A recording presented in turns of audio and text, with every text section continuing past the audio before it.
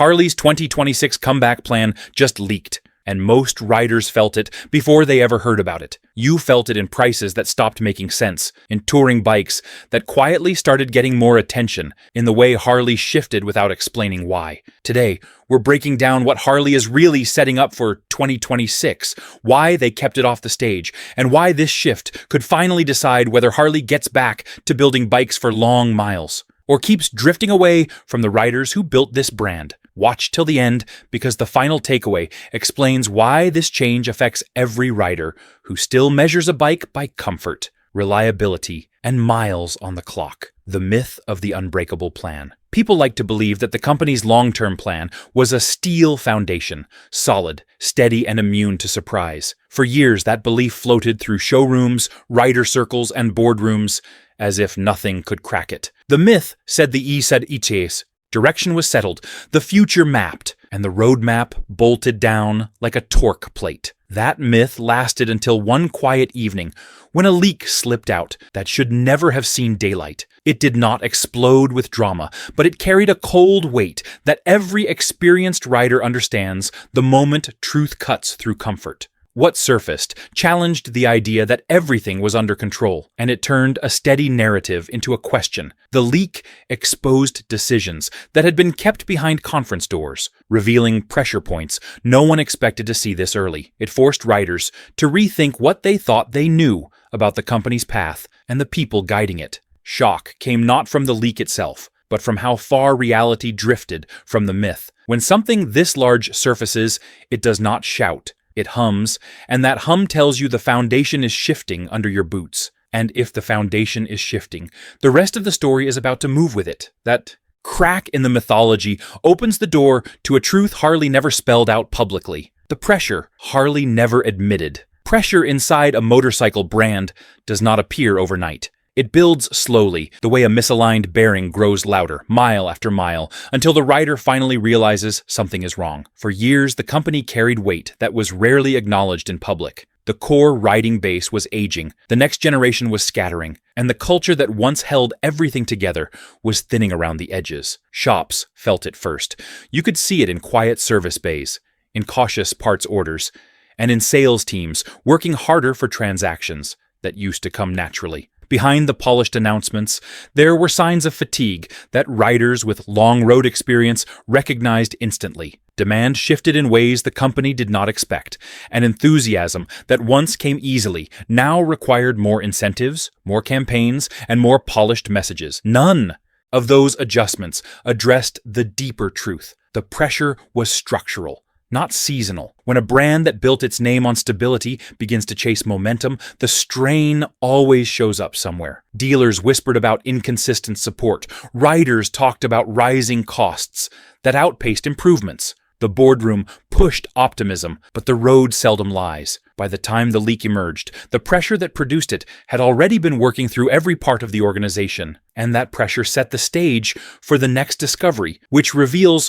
what the blueprint truly contained today. Those pressures set the stage for what the leaked strategy finally exposes beneath the surface. If you're following this breakdown and want more straight talk on what's unfolding inside the industry, hit like and subscribe so you don't miss the next update. Share your thoughts as well, because rider insight shapes where these investigations go next. Inside the real 2026. Comeback blueprint. Once the dust settled, the leaked blueprint revealed something far more calculated than rumor or speculation. It sketched a redirection that focused on fundamentals many riders always felt were drifting out of reach. Instead of chasing trends, the plan emphasized engineering discipline, consistent performance across long distances, and a renewed respect for the rider's physical relationship with the machine. The document pointed toward a philosophy shift rather than a marketing shift. It suggested an approach built around endurance, comfort, and clarity of purpose, with decisions rooted in road feel rather than presentation. What made the leak striking was the contrast between the public message and the internal strategy. Publicly, the company talked about flexibility and experimentation. Internally, the blueprint marked a return to stability, predictability, and designs meant to support many years of ownership. The shift implied an understanding that riders measure value differently than executives do. Riders value confidence,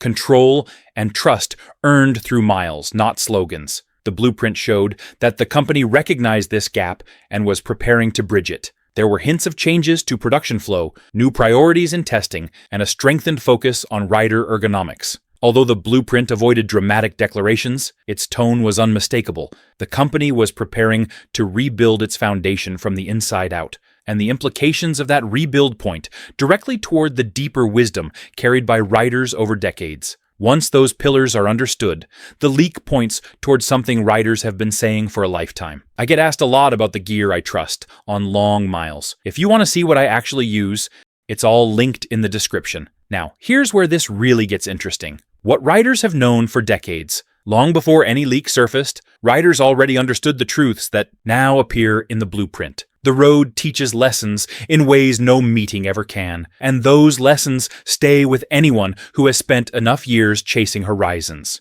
Comfort is not a luxury. It is the difference between finishing a long day strong or limping through the final miles. Reliability is not a feature. It is the quiet confidence that the machine will answer every demand without hesitation. Geometry is not a design note. It is the language that determines how the bike behaves when the wind shifts or the pavement buckles. Riders have carried these lessons across decades, passing them through conversations in garages, rest stops, and late-night parking lots, long after the engines cooled. What the leak confirms is not a revelation, but a recognition. The company appears to have listened, even if the acknowledgement arrived later than many hoped. This moment feels less like a change in direction and more like a return to principles that once guided every decision. The reflection does not come with anger, only with the steady understanding that the road has always been the real measuring stick. When a blueprint aligns with that truth, riders take notice. And the next section explores how this alignment shapes the broader path forward.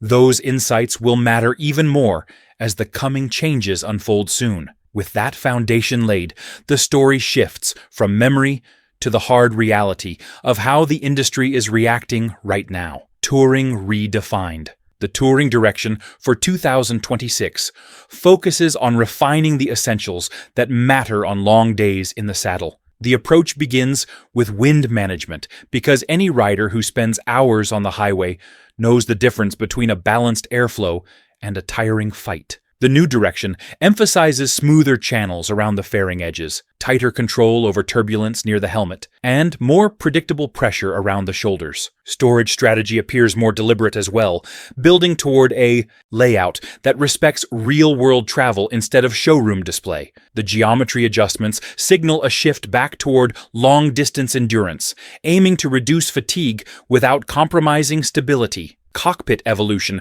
shows a clearer intention, simplify interaction while improving visibility and organization. Instruments are positioned to reduce distraction, controls appear streamlined, and viewing angles suggest an understanding of how riders scan information during different stages of a trip. The overall touring strategy feels like a commitment to thoughtful refinement rather than flash. Riders who understand the rhythm of cross-country miles will notice the intention behind each adjustment. The sense of anticipation comes from knowing that the changes point toward a more grounded vision of touring, one shaped by practical experience rather than marketing. Touring may set the tone, yet the comeback plan clearly leans on another pillar of the brand, the cruiser backbone, the 𝐈𝐸. Cruiser family enters 2026 with a philosophy centered on stance, balance, and the kind of metalwork that speaks directly to riders who value mechanical honesty. The stance adjustments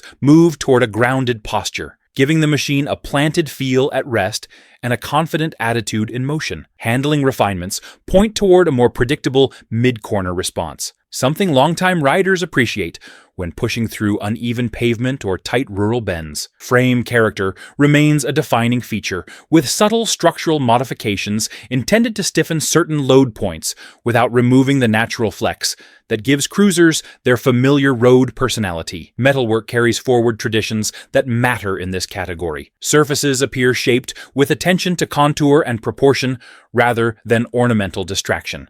The design philosophy emphasizes clean transitions, timeless silhouettes, and a sense of weight that feels intentional rather than excessive. The pride in this direction comes from recognizing that the cruiser lineup remains the soul of the brand's identity. There is no attempt to reinvent the foundation. Instead, the focus is reaffirming the qualities that riders respect: a strong presence, a responsive chassis, and a connection to the road that feels unfiltered. This approach reinforces confidence in the cruiser path, while setting a steady tone for the performance segment that follows. From that steel and road foundation, the strategy reveals a completely different kind of energy inside the lineup: sport line direction. The performance segment for 2026 aims to sharpen the lighter machines in the lineup, with a clear focus on agility and responsiveness. The pivot does not rely on radical reinvention, but on deliberate adjustments that improve how the bike communicates with the rider during rapid transitions and tight maneuvers. Weight distribution receives particular attention, moving toward a balance that favors quicker direction changes without sacrificing stability under acceleration. The chassis tuning hints at stiffer mounting points in key areas, offering a more precise feel when leaning into corners or accelerating out of them. Throttle response appears refined, giving riders a smoother connection between twist and output, especially at lower speeds where control matters most. Suspension choices lean toward firmer support with improved damping characteristics, suggesting that the goal is to maximize rider confidence rather than chase headline numbers. These machines are not designed merely to impress in a showroom. They are built to reward deliberate riding and to grow with the rider's abilities. Every indication points to a segment that finally embraces the value of lightweight precision, and that shift sets the stage for the most unexpected part of the overall strategy. Performance tells one side of the story, while the next move shows Harley stepping into unfamiliar terrain. Pan America Limited Direction, the adventure direction for 2026, stands out as a surprising element in the broader strategy. It reflects an understanding that this category demands versatility, durability, and real adaptability across varied terrain. The adjustments appear focused on refining weight balance to improve control during slower technical sections, while maintaining stability at sustained speeds. Ergonomics take on a more prominent role, with hints at revised seat shaping, more natural reach angles, and a cockpit arrangement tailored for riders who shift positions frequently during off-pavement travel. Suspension strategy shows signs of broader adjustability, offering the range necessary for both loaded touring and lighter day rides. What makes this direction noteworthy is the acknowledgement that adventure riders expect mechanical transparency. They want predictable behavior when conditions change suddenly, and a machine that reacts consistently with each input. The surprise comes from how seriously this part of the blueprint treats the category. Instead of relying on generalized features, the approach seems built around the understanding that adventure riding is defined by long days, unpredictable terrain, and the physical demands placed on both rider and machine. This level of attention signals a commitment to refining capability rather than expanding into a trend. The result is a clearer, more confident vision of where the adventure line fits within the comeback plan. With the strategic map laid out, the focus shifts toward the real-world shockwaves already spreading across the industry. Dealer reactions. Dealer reactions to the leak have been measured on the surface, but the details inside the shop walls tell a more pressing story. Several dealer reports describe thinning margins that appeared long before the leak hit the public. Sales managers mention slowed traffic during key seasons, with months that once delivered. Steady contracts now struggling to move even modest units. Trade-in stress has become a frequent topic as well. Riders who want to shift into something newer are finding their existing machines valued far lower than expected, forcing shops to carry inventory they cannot balance quickly. Inventory stagnation is becoming more visible, especially in regions that depend on seasonal swings to keep floor models circulating. Managers describe quietly adjusting their ordering habits, reducing commitments for upcoming quarters, and holding back on accessory shipments that used to arrive as regular as clockwork. While none of this rises to the level of open panic, the concern is real. You can hear it in the way staff talk about slowing conversations, hesitant buyers, and the sense that customers are watching the market more closely than ever. The leak did not start these issues, but it intensified all of them, pushing dealers to prepare for shifts they normally handle over years, not weeks. And That brings us to the financial side, which is where riders feel the strain most directly. Dealer behavior only scratches the surface. The real weight lands on the wallet of every rider paying attention. If you value clear, honest reporting on what's happening behind the scenes, make sure you subscribe. Every new piece of information arrives fast, and staying connected is the only way to keep ahead of the changes, reshaping the riding world. Pricing, resale, and ownership costs. Financial pressure within the industry has grown steadily over recent seasons, and the leak sharpened that pressure in ways riders immediately recognize. Pricing trends show a quiet climb across several categories, not from improvements, but from attempts to stabilize margins. Riders looking to buy find the sticker numbers drifting upward just as discretionary spending tightens. Resale values are slipping in certain regions, especially where supply outpaces demand. Owners who expected steady equity in their machines are discovering trade numbers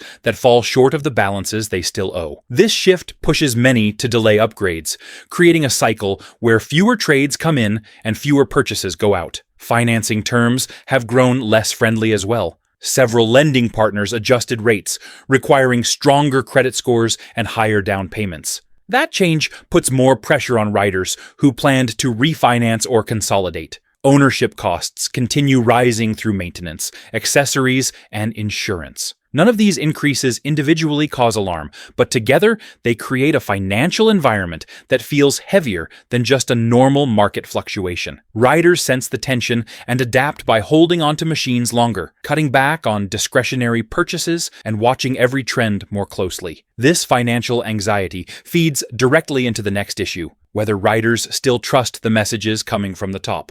Money paints a blunt picture, and that picture shapes how riders respond to the claims being sold to them. Trust versus marketing. Trust is a currency that takes decades to build and only a few missteps to lose. Riders today look at corporate statements with a skepticism earned through years of watching promises drift from outcomes. Marketing campaigns promise stability, value, and renewed direction, but riders compare those claims with what they see in shops, on the road, and in their own maintenance records. The leak only underlined the divide. It exposed a gap between public reassurance and internal strategy, reminding riders that slogans do not tighten bolts or resolve real-world problems. Past experiences shape much of this skepticism. Riders remember times when assurances masked underlying issues, and they have not forgotten the cost of those lessons. This does not mean riders reject every announcement. They simply measure the words against experience. If the messaging does not align with the truth they see firsthand, they dismiss it without hesitation.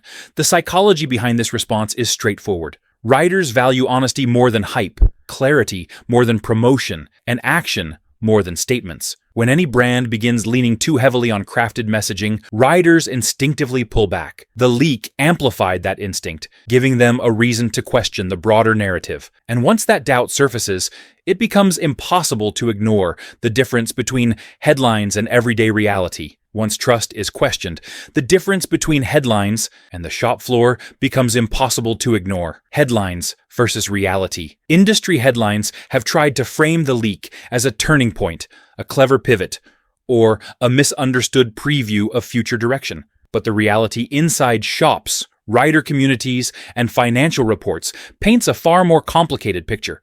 Public statements highlight optimism, but private conversations describe hesitation and restructuring. Analysts talk about opportunity, yet dealer networks report slowed movement and cautious ordering. Marketing pushes excitement, while riders trade stories about rising costs and uncertain resale values. The irritation comes from the disconnect. Riders do not mind honest challenges or difficult transitions. They do mind being told everything is smooth while the evidence around them says otherwise. The noise overwhelms the truth.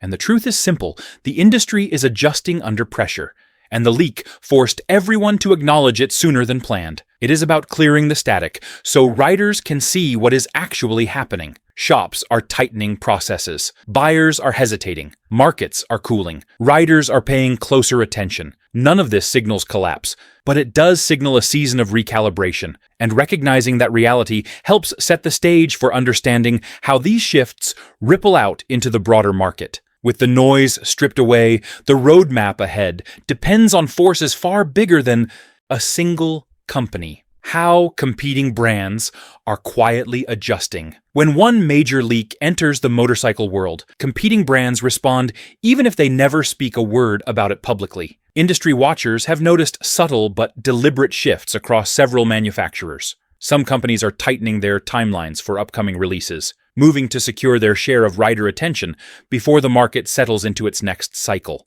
Others appear to be re-examining pricing tiers, preparing to position certain models as stable values rather than chasing rapid innovation. A few overseas brands have begun strengthening their dealer training programs, ensuring that customer experience becomes a differentiator in a landscape where uncertainty is growing. Marketing teams across the industry are analyzing rider sentiment more carefully, testing messages that emphasize reliability, longevity, and practical ownership benefits. None of these adjustments directly copy the direction implied by the leak, but all of them acknowledge its influence. Competitors understand that when a major brand shifts course, the ripple travels far beyond its own network. Riders compare options more carefully, and manufacturers know that loyalty is no longer guaranteed by name alone. This awareness shapes how companies prepare for the next seasons. The industry is moving with a quiet, strategic caution, and that sets the stage for understanding the larger forces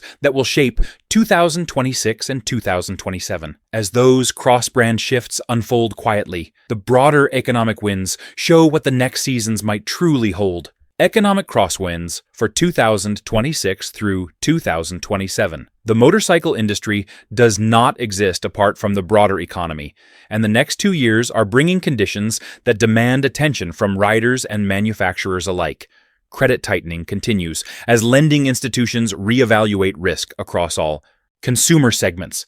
This means higher interest rates, more selective approvals, and a heavier emphasis on credit history. Riders who once had straightforward access to financing may now face longer terms or larger down payments. Demand cycles are shifting as well. The surge in recreational spending that followed earlier economic rebounds has cooled, replaced by cautious purchasing habits. Many riders are delaying major purchases and focusing instead on maintaining what they already own. Demographic changes add another layer. The core riding population continues to age, while younger entrants approach the market with different expectations and financial limitations. These shifts affect everything from dealership plans to aftermarket demand, while fuel costs and insurance trends tighten the market further. Any single factor is manageable, yet together they form a heavy headwind. Understanding these pressures matters for anyone planning a purchase, especially as regulatory forces quietly reshape what manufacturers are allowed to create. Policy pressure on big displacement motorcycles. Policy direction plays a growing role in how manufacturers plan for the future of large displacement motorcycles. Across several regions, agencies are aligning around emissions frameworks, noise standards, and safety requirements that affect how bikes are engineered and certified. These developments are not driven by sudden political shifts, but by long-term regulatory cycles that gradually narrow compliance margins. For riders, the immediate impact is limited, but the long-term influence is unavoidable. Manufacturers must plan years ahead, designing engines, exhaust systems, and component layouts that meet evolving standards without compromising the riding experience. Policies affecting urban access zones, licensing requirements, and environmental benchmarks are also shaping how companies approach their long-range strategies. These regulations don't target riders directly, but they shape the boundaries manufacturers must work within. Policy runs on timelines, thresholds, and compliance, not emotion. Riders who grasp this can understand why certain design choices emerge or disappear over time. That understanding leads to the final question: what the leak means for the riding experience ahead, and how these shifting rules ultimately affect the people who live on the road each day. What this leak means for the future of riding. When the dust settles, the leak does more than outline a strategy. It forces every rider to consider what truly matters in the years ahead. Some things will change. The market will tighten. Manufacturers will adjust their messaging. Competitive pressure will reshape pricing and features. Regulatory expectations will continue steering the long-term trajectory of big displacement machines. Yet, certain truths remain steady, regardless of leaks, plans, or industry headlines. Riders will always value comfort, dependability, and the sense of freedom that comes from a machine that answers the road honestly. Community will remain central, built around shared stories, shared miles, and shared respect for the craft of riding. The meaning behind the leak is not that everything is uncertain. It is that clarity often comes when assumptions are challenged. This moment encourages riders to look closely at what they want from the road ahead, what they expect from the machines they trust, and how they interpret the signals coming from the industry. Resolve grows from understanding, not from fear. And the understanding gained here is simple. The industry may shift, but the core identity of riding endures. As long as riders hold on to that truth, the future remains worth chasing, 1 mile, 1 horizon, and 1 honest decision at a time. That perspective closes the loop, pulling the story back to the rider and the road ahead. At the end of the day, this 2026 plan isn't about headlines. It's about whether Harley finally listens to real riders again. The road always tells the truth before the press releases do. I want to hear your take, so drop a comment and tell us what you ride and how many miles you're still putting down. If this breakdown was worth your time, hit like and subscribe for more straight rider-first truth.